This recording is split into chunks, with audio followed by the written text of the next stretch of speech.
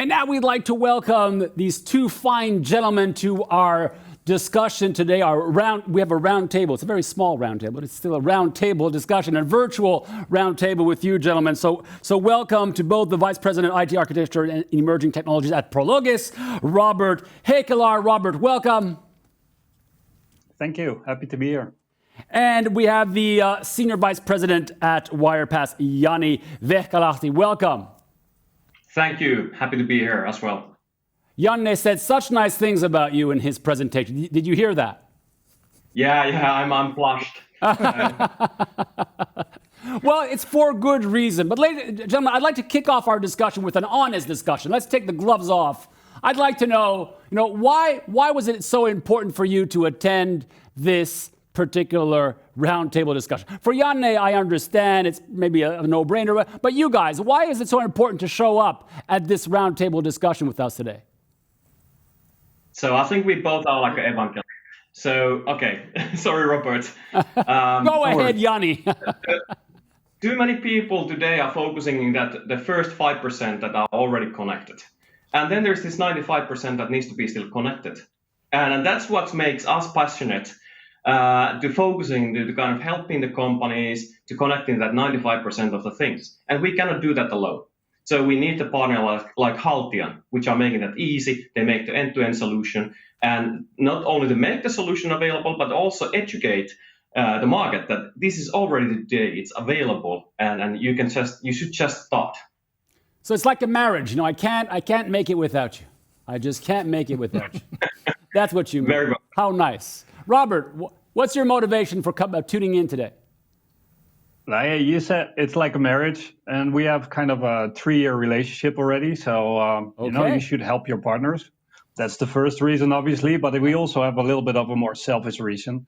And I think that Janne already touched upon that in his prelude. We have done a lot of research in our lab, and we have concluded that Haltian, including Wirepas, is the best solution out there for us. And we do use the cloud, and it will be great to help to grow that Haltian ecosystem that Janne was talking about. So that's the reason why I'm here, just to help. Well, that's fantastic to be, both altruistic and also, a little bit self-serving. It's completely fine. We understand, and that's the whole point. It's a win-win situation. I have a confession to make to our audience is that I usually hate roundtable discussions. I love the panelists in this case, obviously, but I really dislike the format. But we have found innovative ways. We have 3 great innovators here. Innovative ways of capturing the substance in ways that is more engaging. And I want you to be a part of this. Everybody at the office or at home right now is that I put a question to them earlier, which is a sort of a meta question for our roundtable is, what is most important for you in an IoT solution? What is the most important thing for you in an IoT solution? But I didn't ask them to submit a 50-page report. I asked them to submit us a single symbolic picture. And I'd like you to play a little game with us, is that I'm going to put on this wonderful super screen the first picture. And now, as you can see, I told them to have a wonderful poker face. You can't tell. You're smiling too much. Okay. Poker face. So go to the vote and to the poll and try to find out whose pictures is this? Is this picture, in your opinion, Robert's picture? Is it Jani's picture? Or is it Janne's picture? Lasagna, Janne, Robbert, they're doing a great job now. You're still smiling too much, but it's okay. And try to tell us who you think is who the picture is.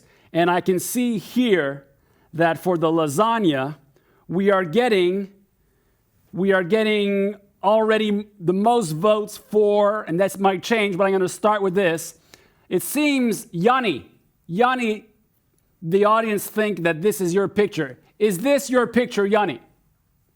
Looks like I had a bad poker face because they tried to kind of guess that it's me, but it's not me. It's not you. Okay. No. Tell us, Janne, Robbert, whose picture is this? Yep, it's mine. Excellent poker face. I don't want to play poker against you, Robert. You look perfect.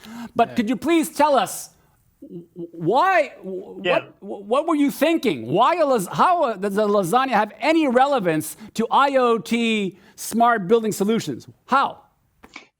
Now, I think we all know that it's quite difficult to explain IoT to a lot of people and to a lot of business people.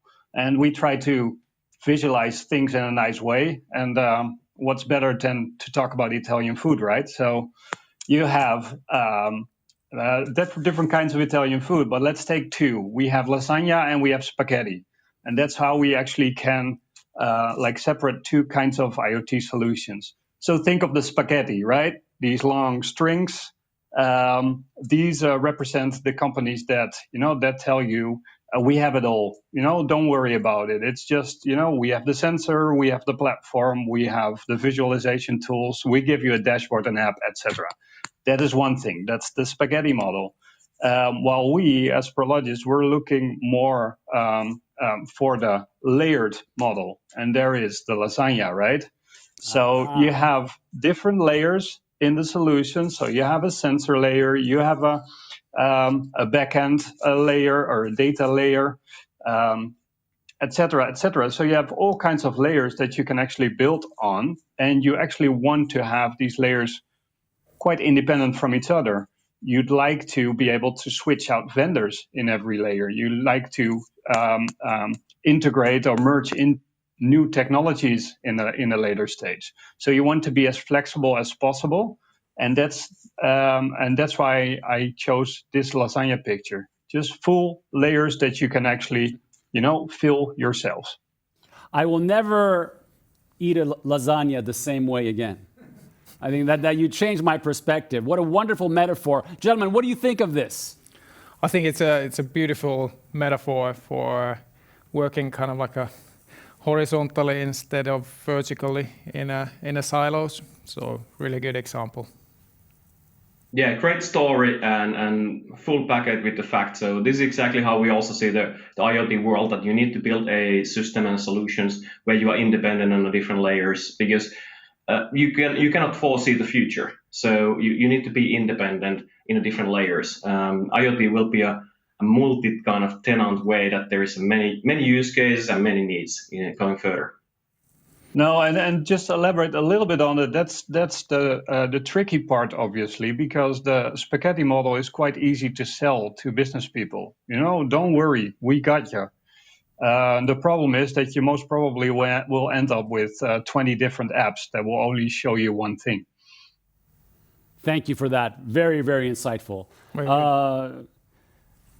People in the audience are not that insightful on this one. Your intuition is pretty bad, because the ultimate votes put actually Janne as the number one lasagna person, and then Jani, and Robert only had 3, so they didn't get that. So I'm giving you a chance to get this right.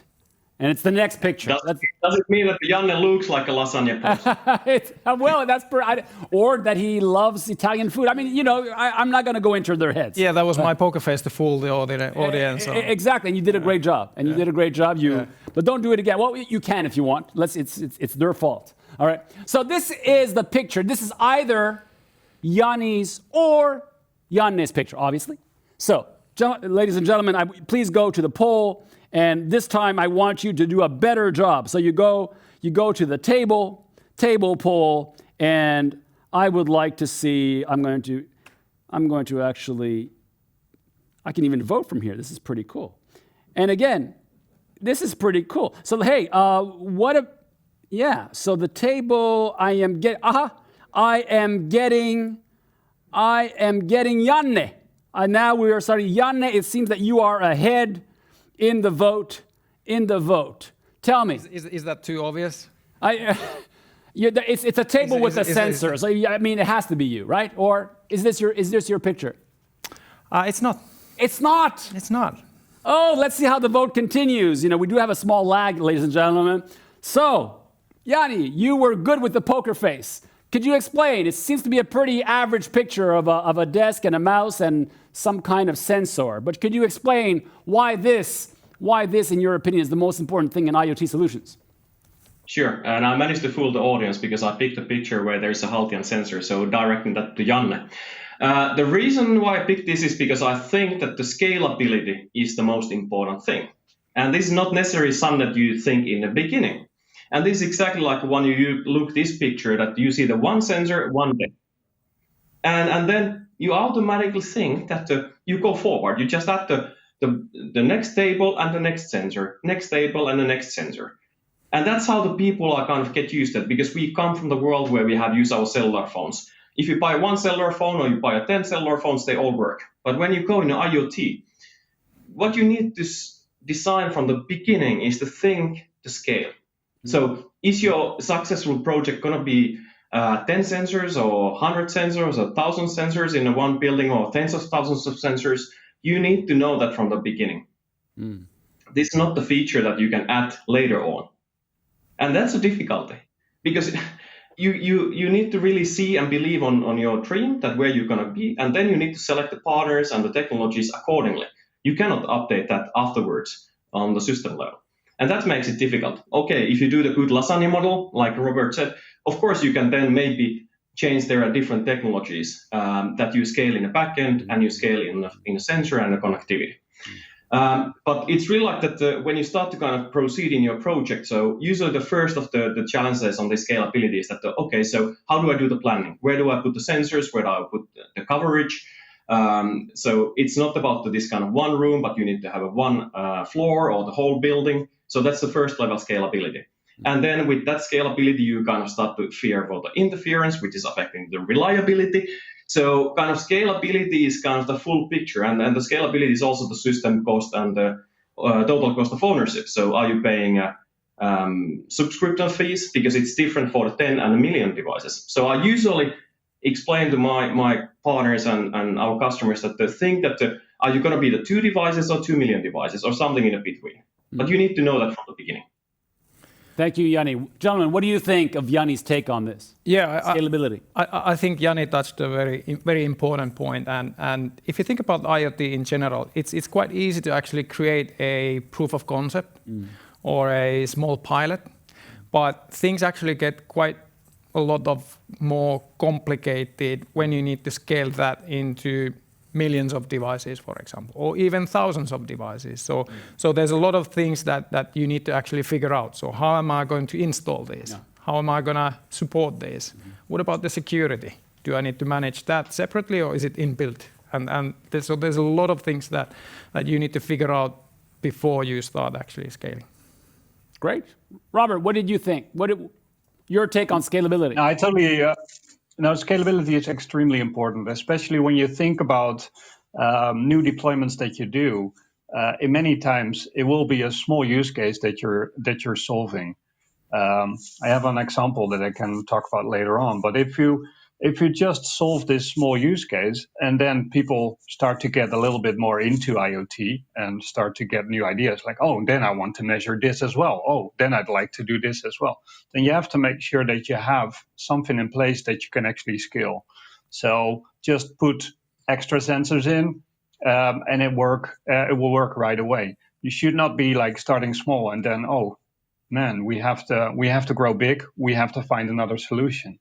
So it's all about scalability, and especially in the warehouses where we are at, then like literally scalability is also important, because these warehouses are huge, like now let's say 20,000 square meter.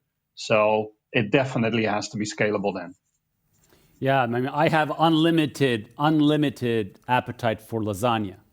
I mean, I want to eat as much as I can. It's my favorite. I'm half Italian, that's why. So that's, Okay.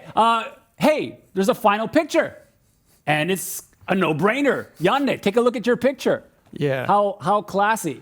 Janne, I'm gonna ask you to stay quiet a little bit, and I'm gonna put your colleagues on the spot. One of them, at least. Guys, take a look at this beautiful picture. Can you see the picture? Yes, we can. All right. I'm gonna go with asking Robbert. Why do you think your colleague Janne chose a very stylish Porsche. It's a Porsche, isn't it? It's an old Porsche. It is in Porsche. Yeah, it's an old Porsche. What do Porsches and IoT smart buildings have in common? I can't understand, but maybe you can. What was going into his mind when he chose this picture, in your opinion? I don't know. I see a beautiful car on a beautiful road. So, any ideas of what he was thinking? If I translate it then to Haltian, that car, it's a Porsche, so it's driving like smoothly. It's driving like pretty well. Yes. But in terms so of a benefit, probably, the most important thing in IoT solutions, what does it represent? What do you think? Jani, can you help out? I'll give you a story. Give us a story. So my first car that I ever bought. This was your first car? No. Oh, no, okay. No. Okay. But the first car I ever bought, it's close. Okay. Was 1964 Triumph Herald. Ooh, nice. Convertible, if I may add. Nice. So that was my first car that I bought with my own money for myself. Yes. And I thought I did a pretty good deal out of it. Yes. Cheap old car. But soon after, all the service, something breaks down. Yeah. Well, in old cars, yeah, of course. All the accessories. Yes.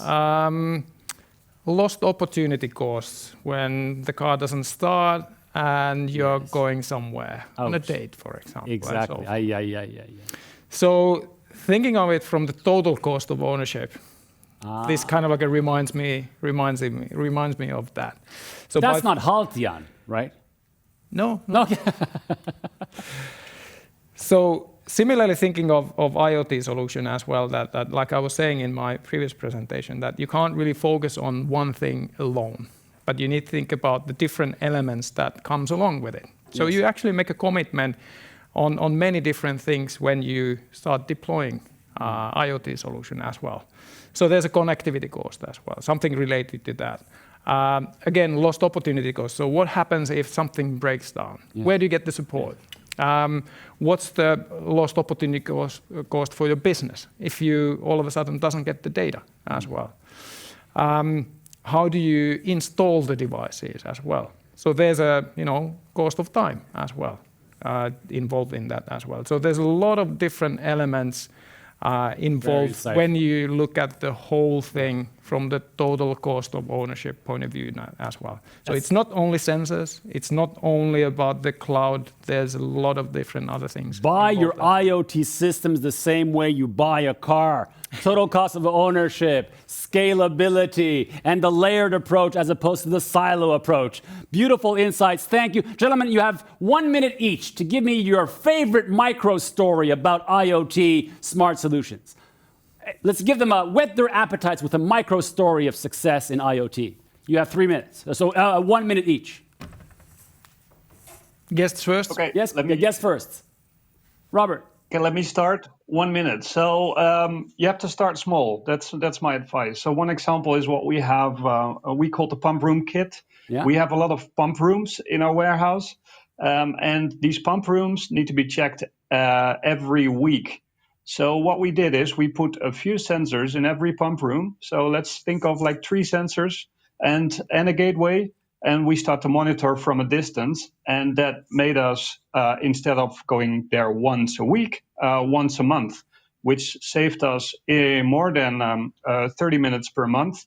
And if you do that times 4,700 warehouses, you save a lot of money.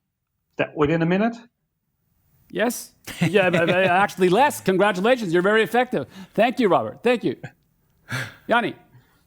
Okay, so for me, the success story is that when you make a cleaning personnel enable to install a smartness in the existing things, you've been succeeding.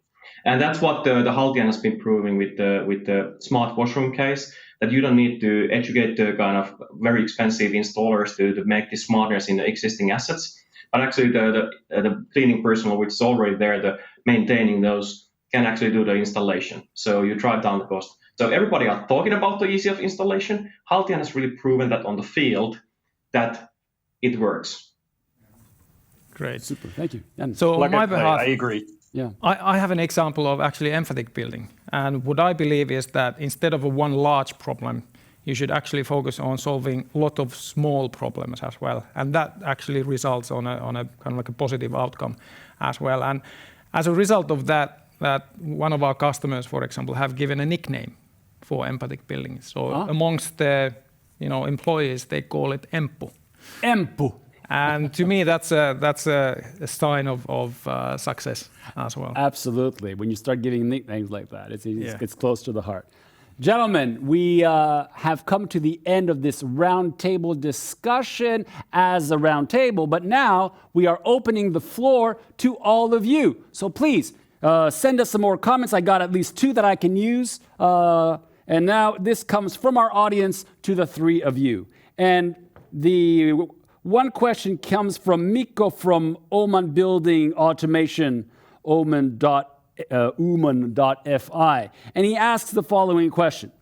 Can you mention a couple of smart buildings which you have sensorized, quotation marks, and works as suitable building for users?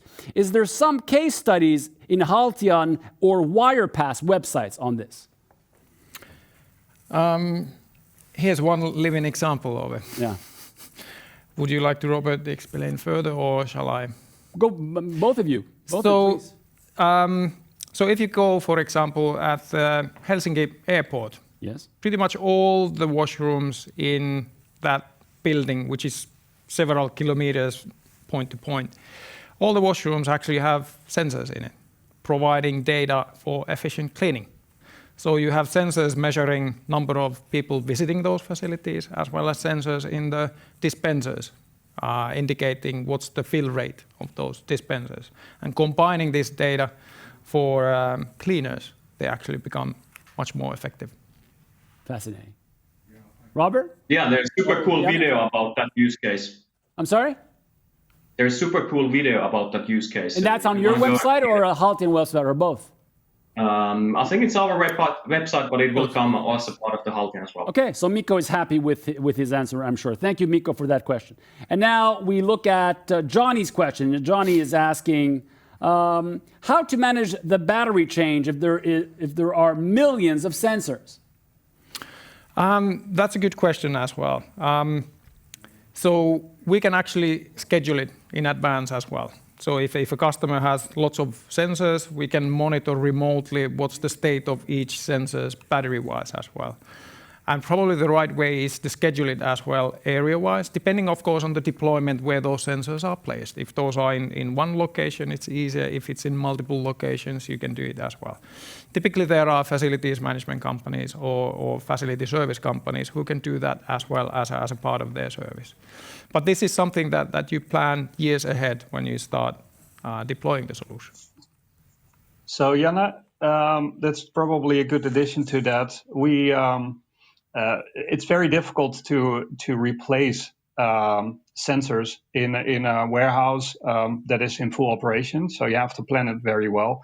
So what we have been developing with Haltian now is a little, call it a Powerbank or like a bigger battery that we can put under the sensor that will actually extend the lifetime of the sensors from 5 years to 10 years. So that's for us even better to put it on the places where we don't want to replace them that often. So we worked together with Haltian, and that was quite successful. Yeah, that's a good example as well. Yes. And then a question on data from Risto K. Who owns and can upgrade the data delivered in clouds? Estimate for data lifetime. From our point of view, data is anyways owned by the who actually uses and deploys it at the end of the day. A good example of a kind of like a complex value chain is this airport use case. So you have a company who installs the dispensers in the washroom, on behalf of the facility owner. And then the cleaners are actually utilizing that data for the cleaning. So pretty much each of these could own the data as well. And then it's just case by case who wants to own that data, who wants to make that leap in investing in it and then using that as part of their their business as well. I'm sure Rob has a point of view of that as well because he works with his tenants on the facilities. And I think the question is hinting towards privacy issues and how we handle data and the bigger picture on that one. Any thoughts, Robert? Yeah, so it's a very good question. We always stay out of the GDPR side, so we'll never take like personal data from people. We own the data. That's our starting point. But we definitely make sure that our customers are aware of what we're doing with data, what kind of data we're getting, and we're sharing the data with them.